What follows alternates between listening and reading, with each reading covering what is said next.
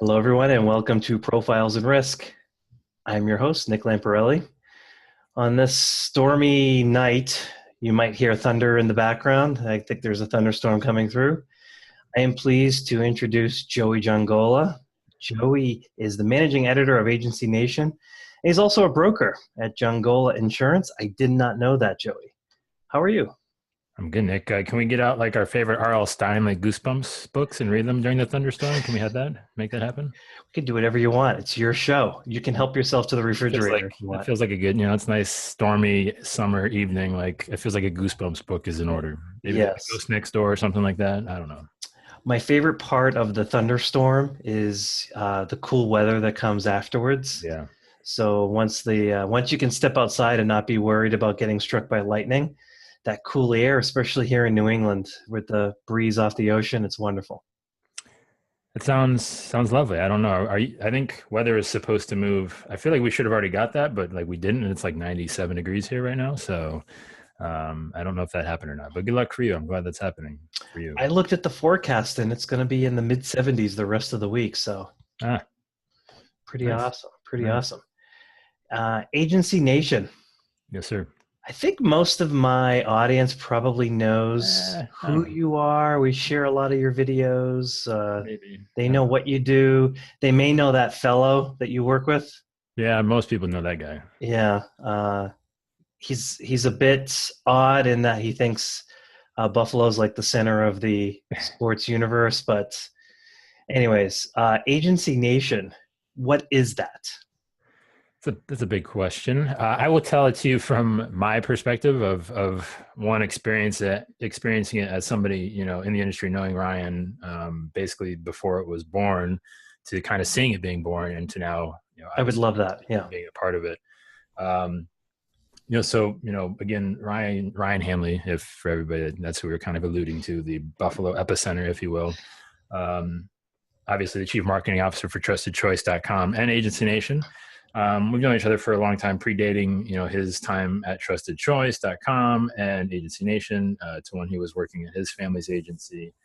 Um, and and so I remember the day that he launched Agency Nation. He's like, yeah, basically, his mission was, we need to give a voice to the industry. We need to communicate. We need to have something that talks specifically to the agent community in a way that trustedchoice.com can't. That's more of a consumer facing thing. Like, consumers want to think trustedchoice.com. Okay. And I we, was actually going to ask you that. yeah, Why not just run it through Trusted Choice? But yeah. so I understand Trusted Choice is to talk to buyers of insurance, and you guys wanted to create something to the effect where you can where agents could communicate with each other. Yeah, exactly. It was just, something to kind of rally the industry behind, kind of give that voice as a collective, to kind of put out, the information that, obviously, Ryan and people like yourself and myself feel might be lacking in the industry. And trustedchoice.com, I don't want to speak for Ryan, but, my guess is that he didn't feel like that was the necessary, vehicle to do that. That wasn't the best place to do that. So, um, and so it's been, I want to say, 3 or 4 years since that happened. And I mean, it's, if you think about that, it's a pretty, it's crazy how kind of how much a part of the industry it's become in a very little amount of time. So it's fun, to kind of now be a part of it, and like you said, be able to talk to the industry at such a kind of wide scope. Just the different people you get to interact with, the stories you hear, and it's a lot of fun. I might have lost your audio, Nick. You're muted. In the There we go. work that you do. Yes, I There we am go. muted. I didn't want you to hear the thunder in the background. Uh, the work that you do is phenomenal. So I've told Ryan this, but you guys are like my role model when it comes Well, to content creation, because I feel like it's cutting edge, but beyond that, it's valuable. Like, and you do it in bite-sized chunks, which is really, really hard to do.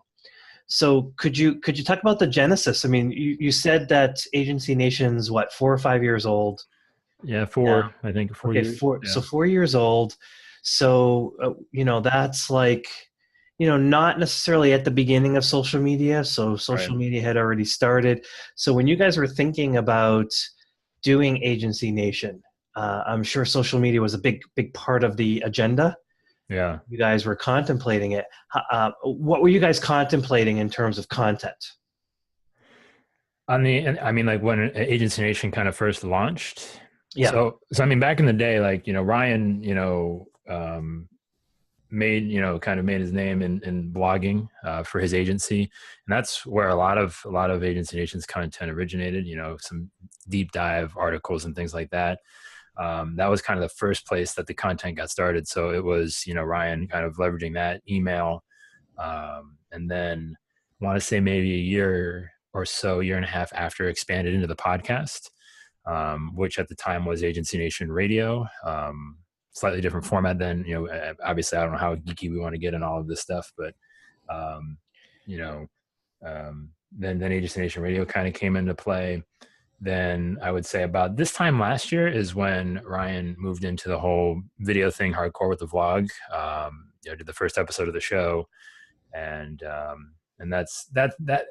that kind of is when people started like paying attention, like to like a different like way. Like when you start putting, making cups of coffee on video, people start to pay attention for good and for bad. You hear it all sorts of ways. That was kind of the evolution over the last, 4 years or so of, kind of really focusing on the written stuff, moving into some podcasting, and then focusing on the video. And now we're at a place where we maybe strayed a little bit too far. Too far is maybe strong words, but we got away from the writing a little bit. We're circling back to that now, getting some more kind of consistent pieces up there, diving back into some of the writing. But we're still trying to maintain a focus on creating effectively in all three mediums, at a pretty high consistency and at a pretty high, as like you said, is kind of what we feel is the standard for, material and production and all that good stuff.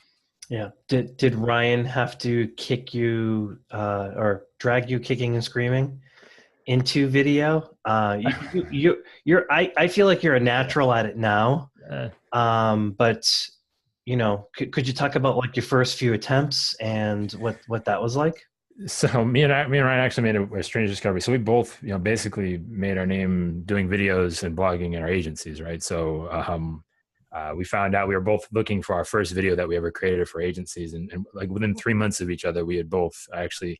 I just edged him out by like 3 months. So I don't know if that's an important stat, but I got the first video in there, and It's then bragging rights. You need to have that. yeah. So I mean, like 2011, I think July 1st of 2011, I posted my first video for insurance. What is retroactive effective dates for health insurance was my very first video. So 200 plus videos on YouTube. I've been doing more talking head style. Maybe, I don't know if people can kind of pick up on this.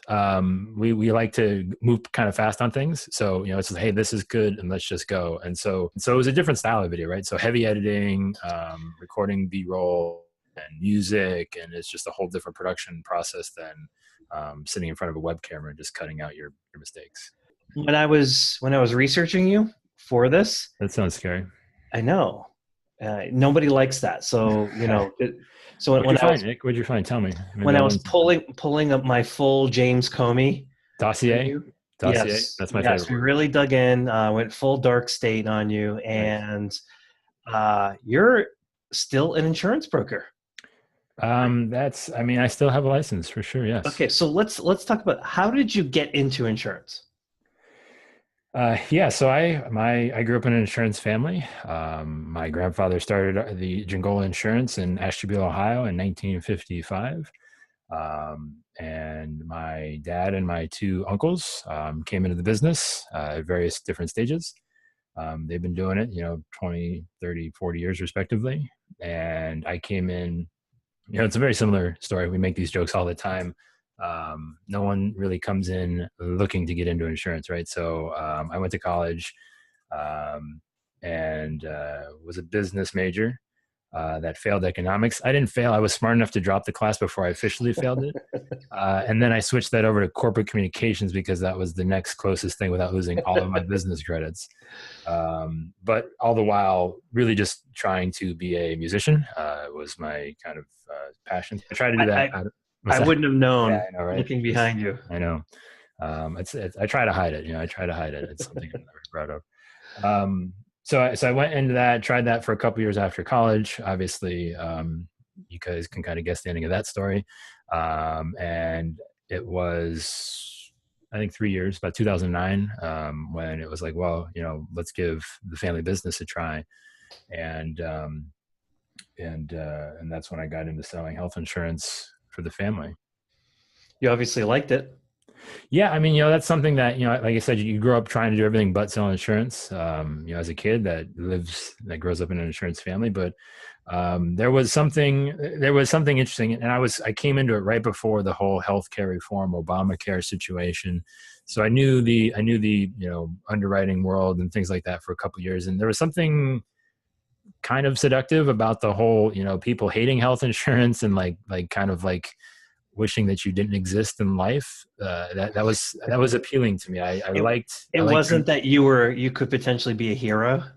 Well, it was making people understand that how to make the best out of a bad situation, right? Because I don't know, it's something that I enjoyed. It's like, listen, there might not be a great answer, but I'm going to help you find the best possible answer. And things are kind of a mess and continually getting worse, but whole nother story.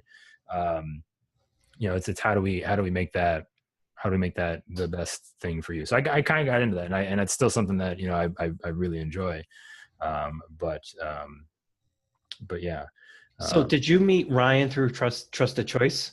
No. Yeah, we go back to like 2012, 2013. So I think the first time I found Ryan is I found one of his blog posts he was writing on his website, ryanhanley.com at the time, and insurance focused kind of marketing content. As he was kind of only a year and a half, 2 years into the thing, what was working for him and all that stuff. And I had commented on something, and then, it was just basically love at first sight, I guess, from there. I don't really know. You can ask him on his recount of the story. But yeah, we've been connected ever since then. And like I said, we probably knew each other for 2 or 3 years before Trusted Choice, before he made the move over there. Yeah. So your communications background actually came in handy. Yes, actually, the crazy part is, and I don't know that I've even told Ryan this, but I came in secrets. Well, so I ran like a music focused website for a couple of years, blogging, interviewing, like nationally touring bands and all that stuff, doing podcasts. Like in 2006, who did a podcast in 2006? I don't know. But you did. I did. And so I did all that, and then I got out of it. And I was kind of like burnt out on it. You can only not make money for so long creating content, and still have some sort of soul left. So true. And so I kind of took like 2 years off, basically saying like, I know that this is probably something I'm going to have to do eventually, but I couldn't bring myself to move out of like doing it for something what was deemed cool, like music, and then talking about insurance on the internet. Like that was just a hurdle that I had to get over. So I did the next best thing and bought internet leads. So if you really want to know like the worst of humanity, be like the 10th health insurance guy within like 30 seconds to call somebody, you will find out exactly what that feels like. Well, that's fantastic.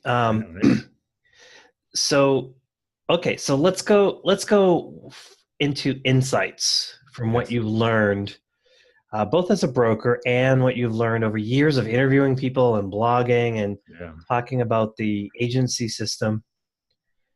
What are agencies getting wrong? Getting wrong? Yeah. It's a big question. It is. You're going to find that in this podcast, Joey, it's all big questions. Big questions. We go really deep. We don't have time for small ones, right? I mean, just who does? I would say, personally, I think people are dramatically underestimating the impact of building trust up front. Just delivering value and allowing that to drive the relationship and connection, regardless of how it's done. I personally have my opinions on what has worked for me. And it's just a matter of once you kind of get yourself to the place that says, I'm going to give it all away, right? Like there are no secrets. They're going to find this out. I have the expertise. I need to share it. That's going to attract people to me. It's just my job from there to then figure out a way how to, put the guardrails up and eventually get them to contact me. I think that's the biggest kind of mindset shift that even agents, companies, just in general, right? It's just it's not a secret anymore, and if you don't tell them, somebody else will. So why not be the first person to tell them? Yeah. So I think I reached out to Patrick Muschenti after you interviewed him. Yeah. So impressed with your interview. I reached out to him and said, I got to talk to this guy. And that's what he said on my podcast when I interviewed him. That something that really stuck out in my conversation with him was he would sacrifice a sales opportunity if he thought that he had the opportunity to build more trust and it would turn into a more long-term relationship. I was very impressed with that because I've talked about trust a lot, and it's a very undervalued quality. It's a very undervalued element of a relationship, and insurance, and especially I think because the product is invisible, no one really wants it. There's a lot of stereotypes and distrust. Having that, I think, is a competitive edge, and it seems easy enough, like, oh, I can just be trustworthy, but no, you kind of have to work at it a little bit. And I mean, I'd always get people that would call me up, and if I always like to answer the question, like if you when I was selling insurance, it's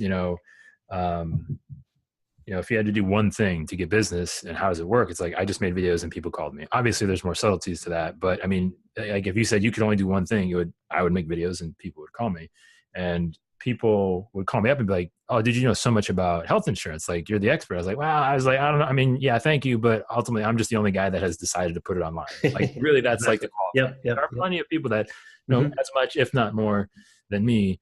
I'm just the guy that has allowed you to do it at 2 a.m. with or without pants on. Yeah, no, it's so true. I think that's what you get when you do any kind of content is people read it. Yeah. They may disagree with you,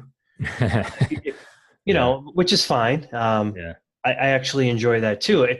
Part of it is I like to be challenged, and I want my hypotheses to be challenged. So if I'm wrong, let's debate it. But if you're insurance, the bar is so low. If you're the only one out there, pumping out content, people are going to end up finding it. And what's the stat? How many the percentage of, or how much of the process people end up getting through 70%. doing their own research 70%. on the internet before they pick up the phone? Yeah. It's huge. Yeah, 70%. So what do you want people to know about you when they do a Google search? Or do you want to be the guy that, or the lady that ends up getting found when someone does a Google search on auto insurance in Cleveland, Ohio?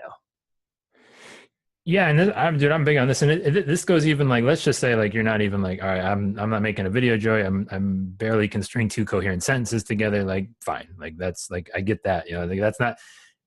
We're talking about something as simple as your name and insurance, right? Like somebody searches for your name, like maybe you've met them somewhere, whatever, that you've been referred to them. They're going to say, hey, who is this person, right? I want to know more about them. So again, whatever your name is, insert agent name, Joey Giangola. If you can get just your name without the word insurance attached to it, that's even better, right? But like I've written about this a couple different times. I work this into some presentations that I do. I will ask people in the audience, like, hey, give me your name and let's actually pull up and do a search. But it's like, what comes up, right? What happens when I search for your name? Are there 6 other guys that also sell insurance? What are they going to find? What can they piece together to understand who you are, what you do, and why you do it? And it's depressing, right? Like you have 10 possible results on the first page, and if you don't have any of them, that's not good. If you have 2 of them, okay. But so I send out like a weekly newsletter on the Agency Nation newsletter list, and I will occasionally casually stalk people that open it. And I'll just look at I'll go to their website, and then I'll try to find them, kind of do more kind of digging. And it's just surprising time after time. I've done this hundreds of times. This may be weird or creepy, I'm not entirely sure, but I feel like it's market research. That's how I justify it. But it's just what do I get? How can I find enough to like want to know more about who you are, who your agency is, and just not having those basic, like your agency's website, like one or two social profiles, maybe a link to an article that was in the local newspaper. If we're really talking, maybe a video of you talking about, insurance, maybe something coverage related to where they're like, hey, this guy knows his stuff.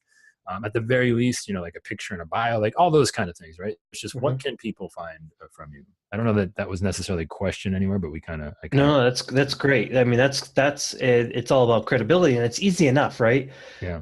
I watched a documentary on the Eagles last night. It's like the 10th time I watched it. I'm just completely fascinated by it because, Glenn Fry and Henley and all the guys really go in depth on how the band got started. And there's one point where I was gonna say like Eagles, like the Philadelphia Eagles, but the band the Eagles. The band the I was like, Eagles. dude, you're the Yes. boss. Like you're a New England guy. Sorry, I'm up to speed, Nick. I'm up to speed. Yeah. No. We would on this show. We cannot talk about the Philadelphia Eagles. We can talk about the Cleveland Browns, but it was very strange. I was going to question, but go okay, on. good. Band Eagles, good. I'm with you. I'm an Yes. Eagles fan. So Glenn Fry Yep. used to live above Jackson Brown, so good connection there. And Jackson Brown was a little bit further along in his career. Yeah. And was developing a reputation as a writer, of songs and stuff. And Glenn Fry would listen to Jackson Brown practice the song over and over and over and over and over and over. It's a great point in the documentary where he's just like, that's how you write a song. Elbow grease. You just keep doing it over and over. And what you just described, if agents that are listening to this, anyone that's listening to this, anyone can do that. Right. What you just described is so easy, yet nobody does it. It's a competitive edge. That surprises me, like how simple and easy, how easy it is. It may not be simple, how easy it is. It's right there in front of you. You have a lot of support from Agency Nation, consultants, and yet so few people still do it. It baffles me. Yeah, I mean, like if I'm getting like just your Safeco agent profile like coming up without a picture or anything, like that's the only thing I can find on you, that's not a good sign. Yeah. I want to transition over to young talent. You were fortunate; you had insurance in your DNA. Yeah. I was less fortunate. I needed a job. Yeah. And someone told me insurance was a great place to go because everybody needed it, and I'd make a lot of money. Still waiting for the money part, but I get it. We have a talent gap. I want to get you're young, creative, all of that. What can we do? I've talked to Ryan about this. What can we do to change the stereotype of insurance, if anything? Maybe this is like a 100-year problem, but what can we do to try to attract younger folks? I don't even think it has to be college grads. I'm just saying, how do we attract younger folks into insurance? Yeah, it's interesting. Actually, I recorded a video / podcast that hasn't come out yet, but with a professor at the University of Akron who has a risk management and insurance program, and I was kind of talking about a very similar thing, trying to figure out the same thing. It's like, one, should it be starting in colleges, which I think maybe is the first part. Like she was telling me that there's 10 programs in the entire state of Ohio for insurance and risk management. So I think, and the surprising part was the carriers identified that need, and they've kind of been active in engaging in that kind of dialogue and getting those programs up and running. And it's been a pretty lengthy process, but I think there might be some room for formal training. I'm not a big formal education guy, but I mean I think that's a decent place to start if we can grow that and get people that at least aware of it. But I think personally, I think that the biggest challenge is that we too often just allow it to chance. We just say, I'm going to put an ad, hey, insurance producer, which who knows what that means, come work for me. And, maybe it's straight commission. It's just this, like, we're just going to put this out to people like within 15, 20 mile radius, whoever responds to whatever the thing is, versus, actively, Ryan always says, always be recruiting, right? So it's like, who do you see that has potential, that, is outgoing, that has the drive, that has the work ethic, that is creative, but just constantly looking outside the box for people that would be good fits, and recruiting them into the industry. And not just and I think so much of the recruiting is reactionary to, hey, John Smith of 65 years in the industry just retired or whatever, let's go get somebody, right? As opposed to, having basically like, a scouting report of who's out there, and who do we want to go to next, and being prepared for, not just when you have to make that decision, but basically having a tough time of who not to hire, right? I think that's kind of flipping the script of, oh, we only have one or two candidates or whatever. Let's show them, let's get into there, and let's build relationships. Let's introduce what it is that we're doing much earlier in the process, so they're just aware of what it's, let them think about it. Don't just let it be, maybe in your situation, Nick, you maybe had a couple weeks to decide, this could probably be the rest of my life. Sure, why not? Let that marinate, give it months, give it maybe a year, give it time to just where you've had that relationship built. And then it's, hey, maybe does this make sense now? Do we need to, are you ready to maybe take this jump? That's personally as I've kind of seen it from where I'm at. So what you're saying is have a plan. Well, plans are good. Yes. Yeah. So I was speaking to an agency representative of a mutual that's not too far away from where I live. And he was, we were describing this particular problem. He's young, so he's a millennial. He was recruited out of college by this company. Yeah.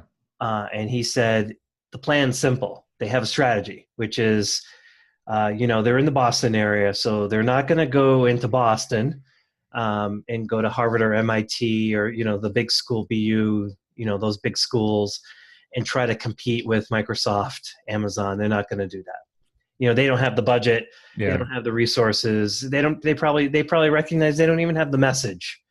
So what they do is they go to, New England is loaded with colleges. Yeah. So they just go outside of the Boston area. They go to small liberal arts colleges that have quality reputations, like Colby in Maine, and they recruit from there. So Colby has like 2,000 students, so it's a tiny liberal arts school. They go there, and I think he said that they, when they go to those schools, a lot of times what they prefer is to talk to the athletes. Athletes that have good grades, and they just find that that's a good fit for what it is that they have to offer. And, athletes have the ability to practice and prepare, and they just bring a certain mindset to it. And it's worked. This mutual has been around for over 100 years. And to me, talking to, when I talk to Patrick Muscienti or, some of the other guests that have come on my show, it seems to me like that's part of it. What you just described is building your culture, figuring out who fits, and then figuring out, always be recruiting, going out, who can we put in? How do we get the people that we want to come in and contribute to what it is that we have to offer? So that's a long-winded way of not having a question and just kind of responding to your answer.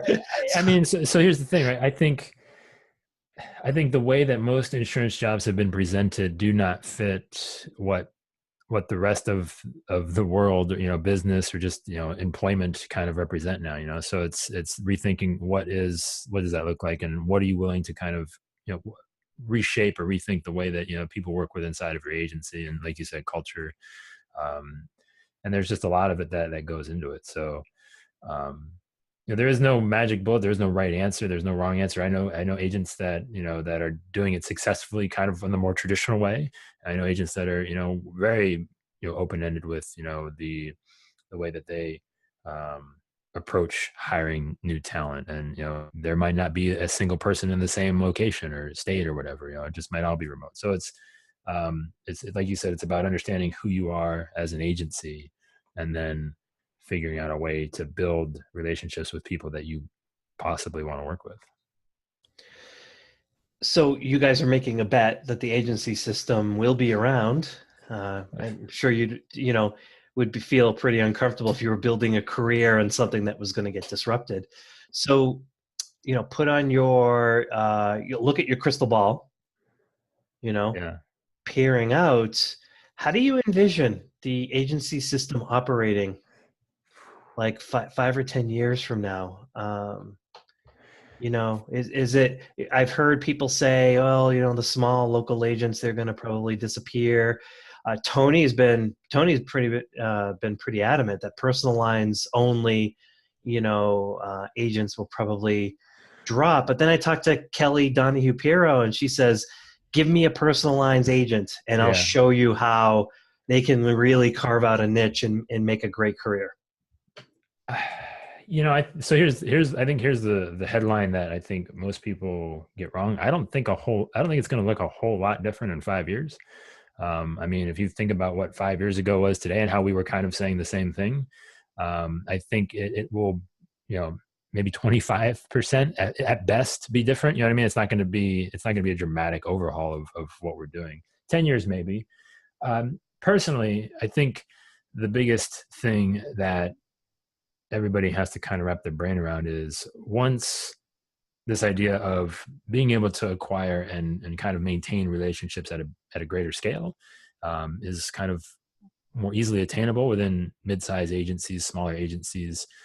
Once those people, the go-getters, the people that want to do things differently, that want to create an experience that fits whatever people are looking for, I'm not going to say, define that thing, whatever they feel is fitting the type of business that they want to sell.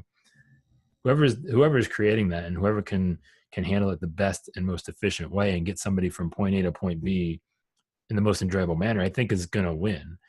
And it's just a matter of the ones that are not, they're just not going to have the business. So those are the ones that are going to, like you said, kind of slowly disappear.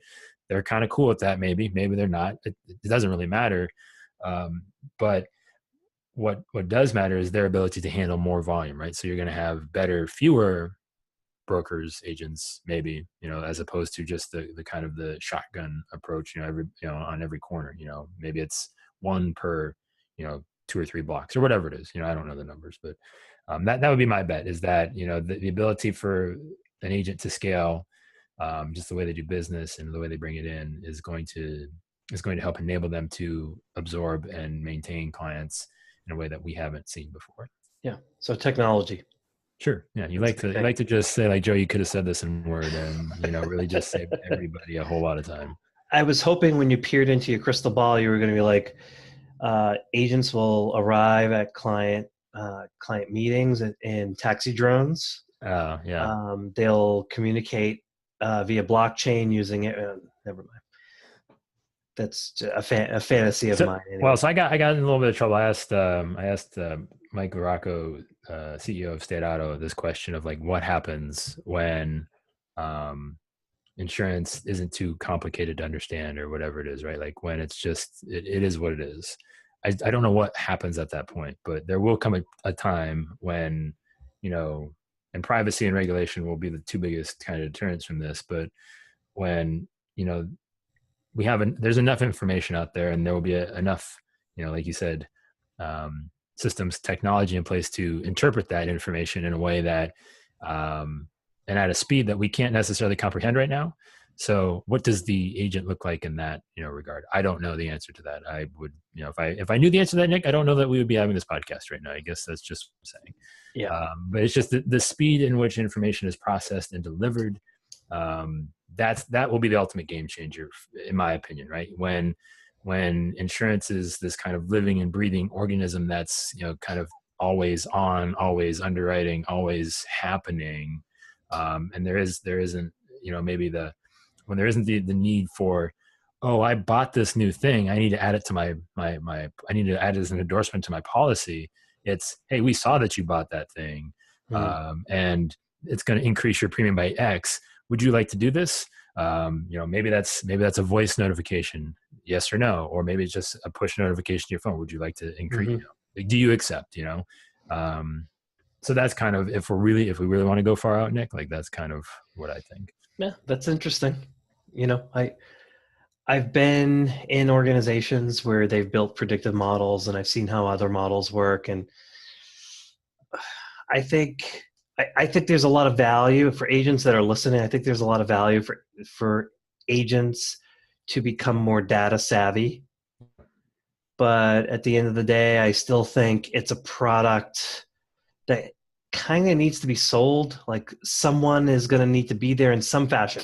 Video, whatever technology will kind of handle that. But I think someone's going to need to sell that. It's just that kind of product, unless you can embed it, abstract it away from the user so they don't ever see it. Everything becomes automatic. But my guess is that's like 50 years away, Yeah, and like not I as said, close as people think. I know, right? Like that's the challenge, right? Everyone likes to put like a time limit on it. I mean, I think the biggest thing is how do we develop these relationships with the smarter technologies, right? Again, we're having conversations in a weird building relationship kind of way with Google Homes, with Alexas. How good do they get at believing that we trust them, right? I don't know the answer to that, but however fast that relationship develops, well, I think dictate kind of what you were saying of that balance of having that person be there or not, and that's more of a societal issue than anything. I mean, can you think of a technology where there hasn't been some trade-off? I mean, the way that I see it, like just look at all of the flack Facebook has gotten. Yeah, I'm actually at a point now where I think social media might be a social net negative. I use it. I see it's valuable. I think a lot of the value is just that everyone else is using it. But you go on Facebook and you go on Twitter, and it's noise. It becomes a mess. It can be very negative. yeah, And so I'm thinking like, you brought up Alexa, right? yeah, Look at all of the negative stuff that's coming out around that, and that hey, Alexa's recording everything we're saying, every sound. yeah. I mean, Like they it's surprised me. They do. uncomfortable, and I think there's going to be a little bit of a backlash when it comes to technology.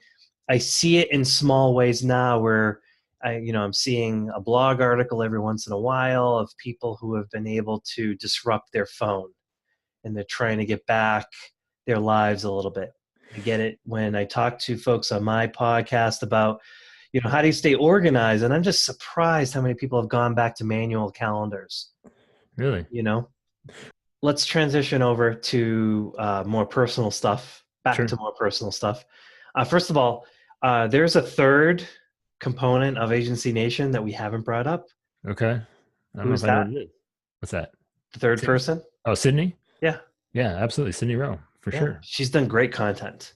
So I Yes. enjoy her stuff as well. So how did talk me through, how did she join the fold? Was she after you, before you?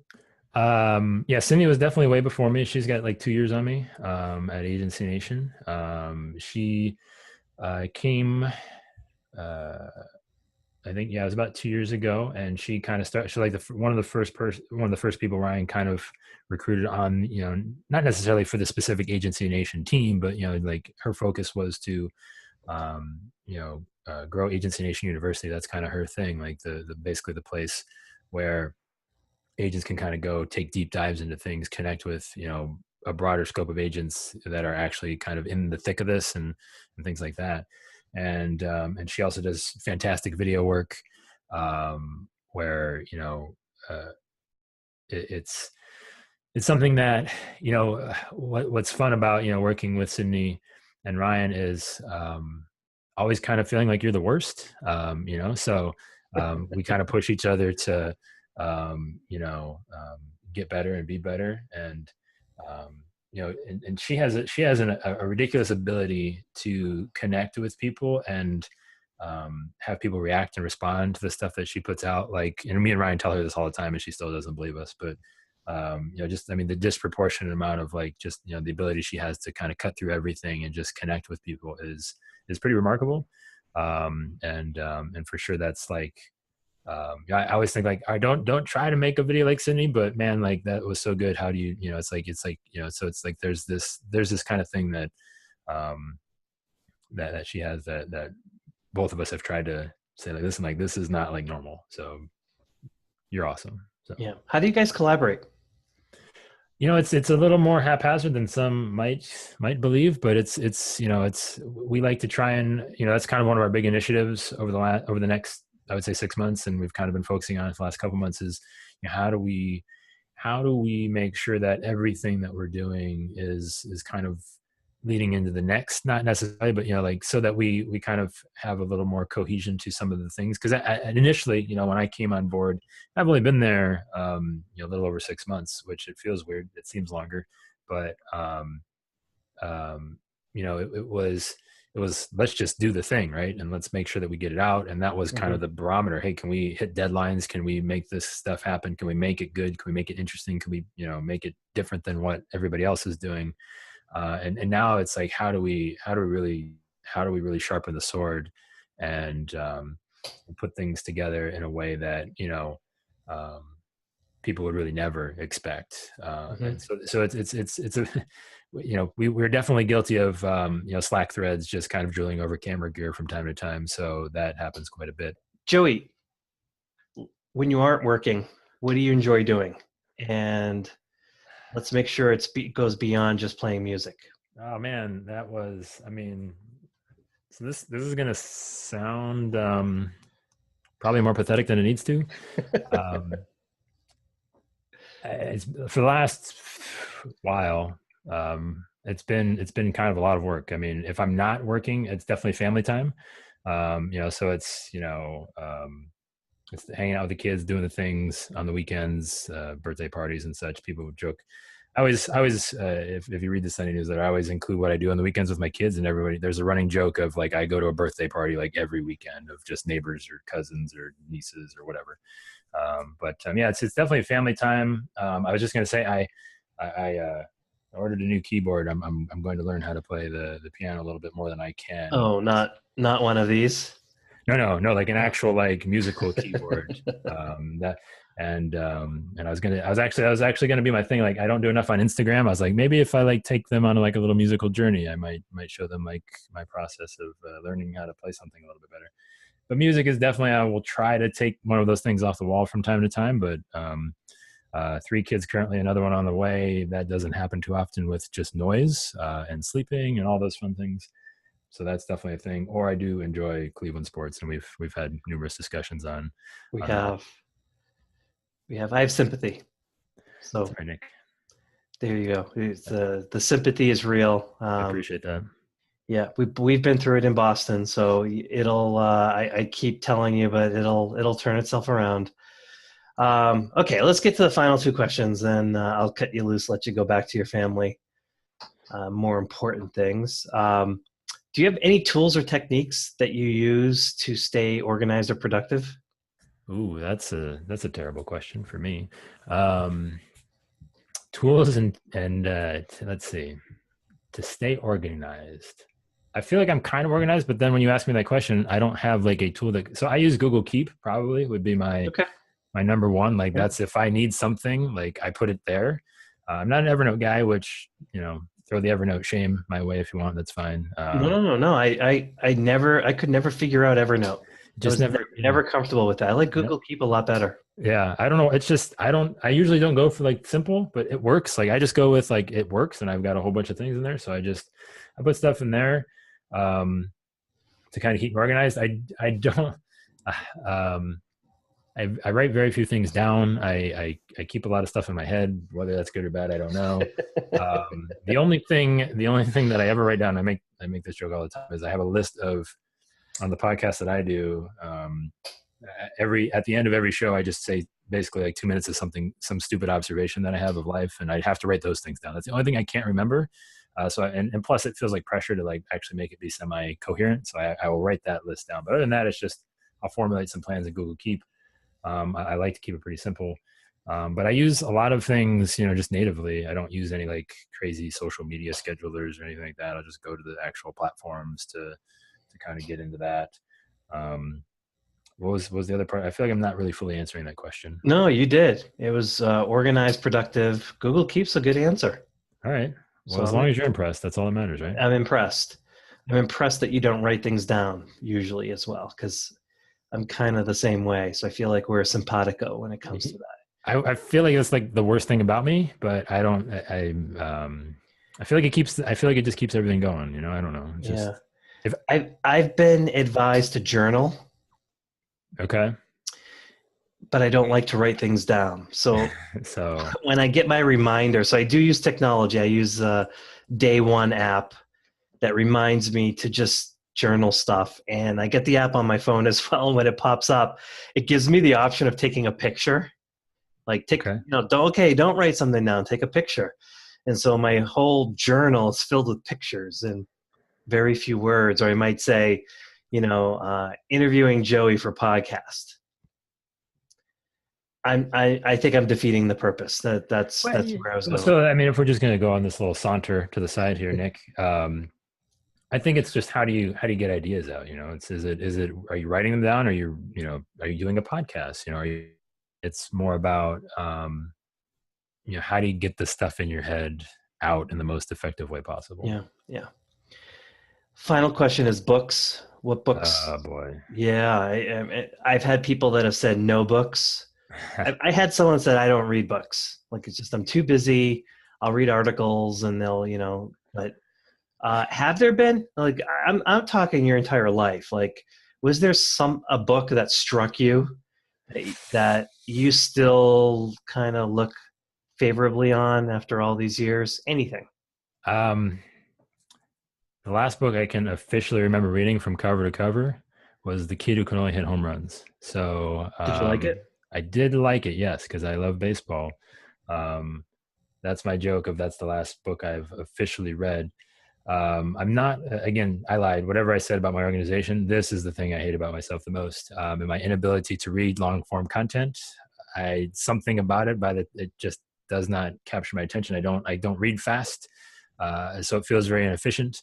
I don't retain what I read very well. So, I can, even lengthier articles, but something cannot, I've yet to figure out a way to have books capture my imagination. People will say, why don't you listen to them? I was like, it kind of feels like cheating to me. I'd rather listen to a podcast or something that is more kind of geared to that. But I honestly learn and absorb content the best through watching like videos. So I Yep. would spend a lot of my time on YouTube. So that's where I kind of get all of my stuff from. I just pick up so much more information. I feel, even if like this interview, like, again, like, we're recording on a webcam, and, if there's an option to listen or watch, I will always watch, because, I'm going to get like so much more information from seeing people react. Just kind of they say 20% of communication is verbal or whatever it is. So, I just pick up on a lot more of that Yeah. stuff that way. Yeah. So, And that's why we're trying to do more webcam recordings of the podcasts, yeah. because there is an audience out there that just prefers to go to YouTube. Yeah. And plus they get to see your pretty face, I they know, get to right? see your guitars, they get to see my mug. Yeah. So there you go. But what struck me about your book comment was that's why I don't read fiction. I can't keep track of all the characters. It's too difficult for me Yeah. to keep track of all the characters. So I really struggle with fiction and trying to complete it. I usually don't. So I cheat. When I read fiction, I skim through it. I kind of bounce around. I have to give myself something to get myself excited about fiction. And now I'm noticing, I was just thinking about this today, how much I struggle with nonfiction. And part of it is that if I'm reading a nonfiction book, it's because I'm trying to get something out of it. And so reading itself, I don't absorb it fast enough or well enough. Yeah. So to me, if I'm going to read nonfiction, I have to study it. I have to have a notebook out with a pen and I have to make notes. Hmm. And it's work. So reading long form has become completely laborious for me now, and I don't enjoy it as much as I used to. I can't remember the last book where I just sat there and read it and just was thoroughly into it, enthralled, and completed it. And it was just that's all I did was read the book. I just don't do that anymore. So Every couple of years, I try to correct this wrong. I try to, like, try and actually fix this problem. And the last time I did, the two books I bought that I thought might do it, and I actually got halfway through one of them. There was a book on Elon Musk. I can't remember exactly what it was. It was like 2 years ago. It was pretty good. And then Gary Vee's Jab Jab Right Hook. I tried. I Yeah. got a couple chapters in. And I just So I do make an attempt every couple years, and we'll buy a book or two. I've got about 10 or 15 of them hanging out that just are 20% complete. Yeah.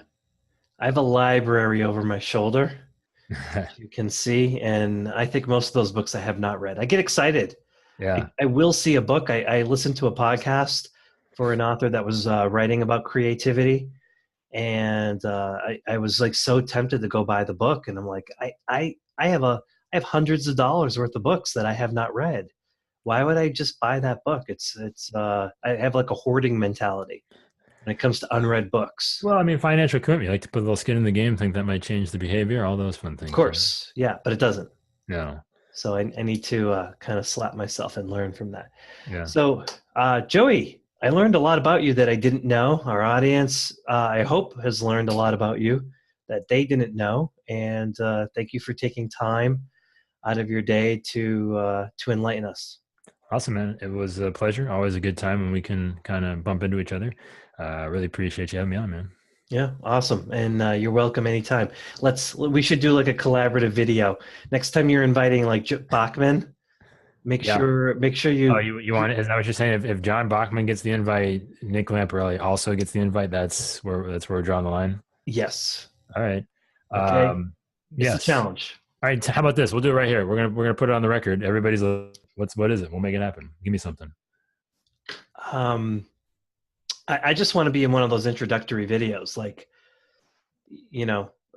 whatever it is, when you throw it out to like these agents and saying, hey, Yeah. I'm challenging you, kind of want to be in that challenge, You want to be in that challenge? Well, I Yeah. was giving you your own unique challenge, man. I was like, you tell me the video, we'll do it. I wanted to do one. I don't know if you have anything for this. I was going to do 10 insurance marketing strategies that are working right now.